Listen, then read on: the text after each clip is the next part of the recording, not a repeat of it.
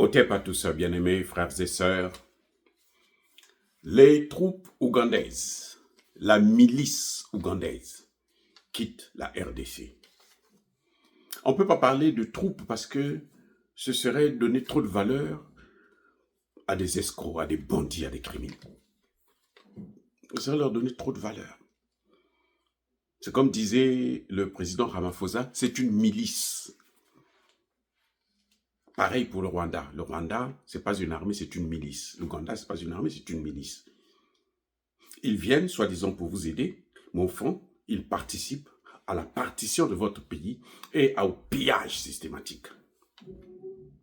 Je veux vous rappeler que l'Ouganda, en 2014, a pu avoir 3 milliards 400 millions de dollars seulement pour l'or qu'il pille en RDC.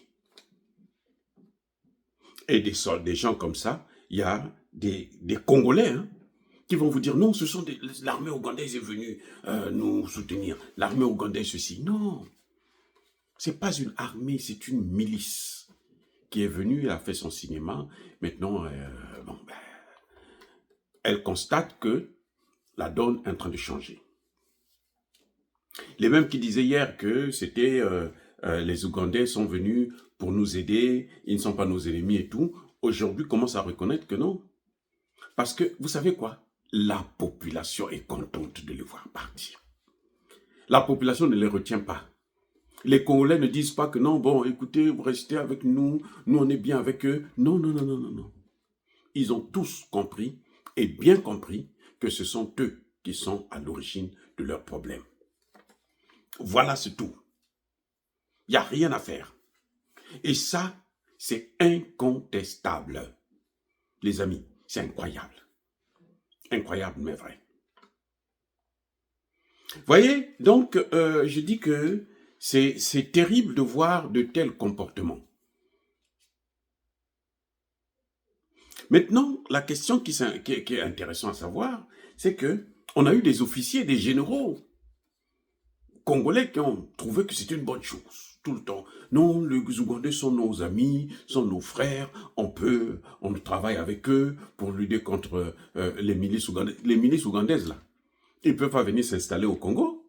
Pourquoi une milice ougandaise qui veut faire la guerre en Ouganda vient s'installer au Congo? il va prendre le pouvoir au Congo contre Museveni, alors que Museveni est chez lui là-bas, tranquille, dans la capitale. Non, ça n'a pas de sens. Vous voyez? Ce qu'il n'avait pas compris, c'est que Yanke Azana Planaye, Yumape Azana Planaye. Eux, ils ont leur plan de déstabiliser le Congo, de piller les matières premières. Et ils l'ont fait, de massacrer les Congolais. Les Congolais ont leur plan. Vous savez pourquoi ils sont en train de fuir? En fait, ça, c'est une fuite. On appelle ça une fuite. Ce n'est pas un départ. C'est une fuite. Le vrai mot, c'est une fuite en avant. Et pourquoi ils sont en train de fuir? Il y a des gens qui vont vous dire que non, c'est parce que Donald Trump, le message de... Non! Donald Trump n'a encore rien fait pour le Congo. Je reprends. Donald Trump n'a encore rien fait pour le Congo. De sérieux. Ce n'est pas les sanctions contre James Kabaré Bella et puis Kanyuka. Ça, c'est rien. James Kabaré, le maître de James Kabaré, c'est qui? C'est Kagame. Pourquoi ils n'ont pas sanctionné Kagame? Donc, ils n'ont encore rien fait. Rien. C'est pour ça que vous voyez Kagame continue à envoyer des gens à l'abattoir. Dieu merci que maintenant, vous avez les Ouazalendo qui tiennent fort et vous avez maintenant de plus en plus l'armée congolaise qui est motivée. Parce que l'armée congolaise, là, ils ont même honte de voir des Ouazalendo, des civils qui ont pris des armes, combattre une armée étrangère, et puis eux, ils sont là à regarder. Non, c'est le feu de merde. Pauvres cons. Maintenant, de plus en plus, on voit que les Congolais sont en train de prendre leurs responsabilités. Ils disent, on ne peut pas laisser les Ouazalendo combattre seuls. Nous devons les assister, nous devons les aider, nous devons les soutenir. Puisque le peuple est en train de soutenir ces Ouazalendo. Donc, la plupart des militaires, petit à petit, ils sont en train de prendre maintenant leurs responsabilités. C'est ça qui est en train de faire fuir les Ougandais. Ce n'est pas Donald Trump. Donald Trump n'a pas parlé à Museveni, non. Ce n'est pas Donald Trump, ce sont les Congolais eux-mêmes. C'est l'attitude des Congolais. Parce que quand ils sont venus en 96, en 1996 exactement, pour faire partir Mobutu, les Congolais les acclamaient. On les avait accueillis, on les avait bien reçus. Ils circulaient comme ils voulaient. Ils rentraient dans des villes, ils étaient acclamés comme s'ils étaient chez eux. Mais maintenant, les Congolais se rendent compte que pendant 30 ans, on a massacré 20 millions de nos frères et sœurs, nos enfants, nos petits-enfants, nos grands-parents, nos parents. On ne peut plus accepter ça. Ils refusent ça. C'est pour ça que vous voyez qu'ils sont en train de fuir. C'est un message. Ce n'est pas Trump qui est en train de les faire partir. Non, ce sont les Congolais qui sont en train de les faire partir. Arrêtez de donner à Trump des pouvoirs qu'il n'a pas. Parce que n'oubliez pas, et n'oubliez jamais, que cette guerre n'aurait jamais eu lieu si l'Amérique n'avait pas organisé ça. Ce sont les États-Unis qui ont organisé ça, et Donald Trump est un Américain. En tant que président américain, il ne fait que suivre. Il doit respecter les consignes que les autres ont fait. Eh oui, c'est ce qu'on appelle chez eux ici, la continuité de l'État. Donald Trump ne peut pas venir effacer comme ça tout ce que les autres ont fait, notamment Bill Clinton, Barack Obama, et lui-même Donald Trump. Il était là, il avait passé 4 ans. Vous avez entendu Donald Trump prendre des sanctions? Non. Arrêtez de lui donner des pouvoirs qu'il n'a pas. Parce que vous serez déçus à la fin, quand vous allez constater que, mais on lui a donné trop de pouvoir et puis, voilà, il ne fout rien avec. Arrêtez de lui donner des pouvoirs. Oui, c'est bien qu'on signe des accords avec les États-Unis, parce que au lieu qu'ils viennent nous massacrer, on leur donne ça nous-mêmes, et puis qu'ils cessent de nous massacrer. C'est tout. Ce que Tshisekedi est en train de faire là, c'est juste un jeu, hein, un petit jeu qu'il est en train de faire. Il ne fait rien de spécial.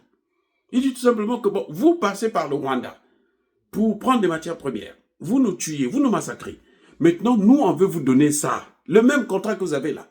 Les mêmes matières premières là. On va vous donner ça. Venez prendre ça chez nous-mêmes. Arrêtez de tuer notre peuple. C'est tout ce que Tshisekedi est en train de faire. Donc, il ne faut pas oublier que c'est à cause d'eux que nous sommes dans cette situation, qu'il y a tous ces morts. Maintenant, on veut exposer seulement Kagame. Non, Kagame n'est pas seul. Kagame n'a pas pris cette décision tout seul. Ou par hasard, non. C'est parce qu'eux, ils l'ont soutenu. C'est parce qu'ils lui ont donné des armes.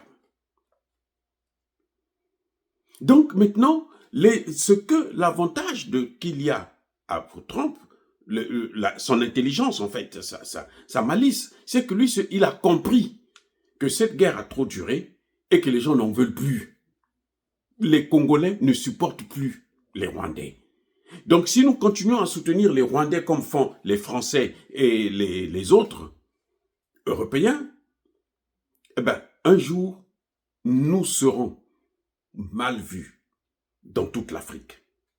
Parce que si on est mal vu au Congo, là, c'est fini, l'Afrique, là.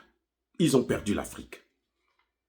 Puisque le Congo, c'est le centre même de tout de l'Afrique. Le développement de l'Afrique va passer par là. Si le Congo ne s'en sort pas, l'Afrique ne pourra pas décoller. Le décollage de l'Afrique va passer par là. Donc, qu'est-ce qui se passe? Donald Trump a compris qu'on ne peut pas continuer à faire la même attitude que celle des Européens. Nous devons changer. C'est pour ça qu'il est en train de prendre des distances pour ne pas aggraver la situation. La multipolarité est là. Donald Trump sait que maintenant les Africains ont une alternative et pas la moindre. Nous avons les Chinois, nous avons les Russes. Si on fait venir les Chinois et les Russes, ce sera fini pour l'Amérique sur l'ensemble du continent africain. Si les Chinois rentrent au Congo, militairement parlant, les Russes rentrent au Congo, militairement parlant, les États-Unis n'auront plus de place en Afrique. C'est ce que Donald Trump a compris. C'est pour ça que vous voyez qu'il est en train de se faire un peu ces petits jeux et tout. Mais il faut jamais, ne jamais oublier que ce sont les Américains qui sont à l'origine de ça. Ce sont eux qui sont à l'origine, qui sont les responsables de tous ces massacres. Y compris Donald Trump qui a passé 4 ans, de 2016 à 2020. Vous voyez maintenant là où je veux en venir. Et ça, ce changement de situation-là, c'est dû au changement de la politique, de l'attitude des Congolais, du peuple congolais. Un autre élément que je vais ajouter. Vous savez que depuis un certain temps, les Ouazalendo sont en train de récupérer les terrains qui ont été occupés. Bukavu risque de tomber complètement bientôt. Walikale est tombé. Tout le territoire de Walikale est repris par les Congolais, par les Ouazalendo et aidé par l'armée congolaise. Parce que de plus en plus, il faut reconnaître et il faut saluer cette attitude des Congolais, c'est qu'il y a de moins en moins de traîtres. C'est bien une évidence parce que les traîtres, quand on les attrape maintenant, on ne les envoie plus à Kinshasa où ils vont être libérés, on les igouille là-bas même sur le terrain. Voilà ce qui est en train de se passer. La réalité, c'est ça. Donc les traîtres, maintenant, ils ont peur. Et puis les traîtres ont vu, ont compris que Kagame est maintenant, il tient sur un bout de fil. Il est en train de dégringoler. Il est en train de partir. Ils ont compris, les traîtres là ont compris que si nous on continue à le suivre là, mais nous aussi on pourra nous amener à la Cour pénale internationale avec Kagame. Parce que sa place est là-bas et c'est là-bas qu'il ira. Quel que soit ce qu'il peut faire là, il finira par y aller. Et ceux qui veulent les aider, y compris Tshisekedi, s'ils veulent l'aider là encore, c'est ça à négocier pour lui donner encore une part de matières premières. Tshisekedi va l'accompagner à la Cour pénale internationale. Qu'il le sache, nous on dit c'est clair. Parce que la place de Kagame, c'est de répondre de ses actes. Non seulement au Rwanda, mais aussi au Congo. On est en train de monter déjà, la communauté internationale, pas moi, la communauté internationale est en train de monter un dossier sur le génocide congolais. 20 millions. Ça va peser sur la tête de qui? Vous croyez que c'est sur la tête de Tshisekedi? Non, sur la tête de Kabila. Sur la tête de Kagame. Sur la tête de Katumbi. Eh bien, c'est ça le problème. Sur la tête de Corneille Nangaa. Sur la tête de Willy Ngoma, qu'on n'entend plus d'ailleurs. Lui, il s'est caché puisqu'il est en train de voir que le bateau est en train de se noyer. Il est en train de sombrer. Il est en train de couler. Donc, c'est pas sûr qu'il puisse s'en sortir, les amis. En tout cas, bravo au peuple congolais. À tous ceux qui soutiennent le Congo. Tous ceux qui ont compris que soutenir le Congo, ce n'est pas soutenir Tshisekedi. C'est soutenir une nation. C'est soutenir un peuple. Ce n'est pas un problème individuel. Ceux qui ont des problèmes avec Tshisekedi, ils n'ont qu'à régler leurs problèmes. Nous soutenons le Congo, soyez bénis, abondamment bénis par le Dieu de Kémité, par nos ancêtres angélisés, mais que tous ceux qui persécutent le continent africain le pillent et le déstabilisent, qu'ils soient noirs, blancs, chinois, arabes, juifs, indiens ou qui qu'ils soient punis, maudits, foudroyés, neutralisés, écrasés, effacés par le Dieu de Kémité, par nos ancêtres angélisés. Vive l'Afrique éternelle, j'ai dit et j'assume.